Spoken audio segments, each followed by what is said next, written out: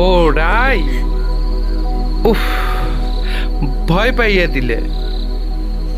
আচ্ছা রাই, তুমি কি জানো ওই যে দূরে ওই বাড়িটা কাদের? ওটা, ওই যে বাড়িটা দেখছো, ওটা আমাদের বাড়ি।